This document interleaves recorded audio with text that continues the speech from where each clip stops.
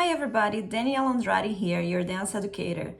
I've never taught online classes before, especially before this pandemic. And I think I'm using this as my reflective journal. If I would have to say what have been my biggest challenges, what my biggest challenge has been so far in teaching times of the pandemic is it's just like right now, it's like you have to be in front of the camera all the time. If you really want to make good lessons and if you really want to make engaging lessons, you don't want to just be resending like videos that somebody else made. You actually want to create content that you have made that the students can actually see that you are online with them. They can see a familiar face, they can be connecting with you. And at the same time, the struggle is real. You don't know who is watching all these kind of things.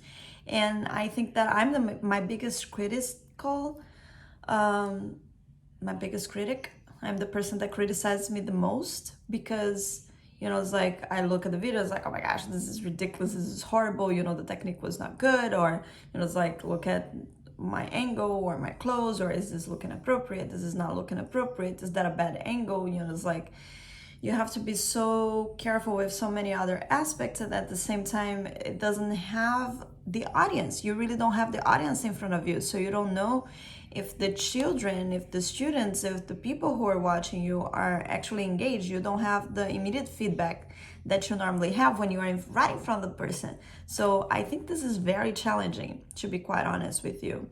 Most of my students have been responsive one way or another. I try to differentiate as much as I can for them.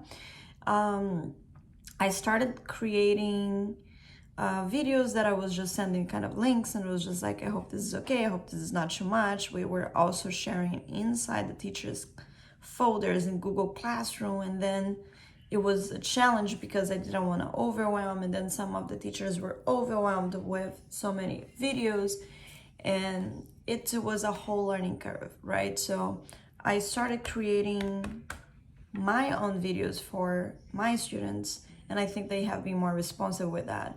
The first challenge that I created a renegade challenge using TikTok. So yes, I did open my account. I got lots of students that already had it, and it was something that I wanted to do it myself before anyways. I even got my principal to open a TikTok account. That was kind of like funny. And the parents too, they have been responsive, but I find that not being able to see face to face a person and not receive the immediate feedback, it's one of the most challenging effects of teaching online.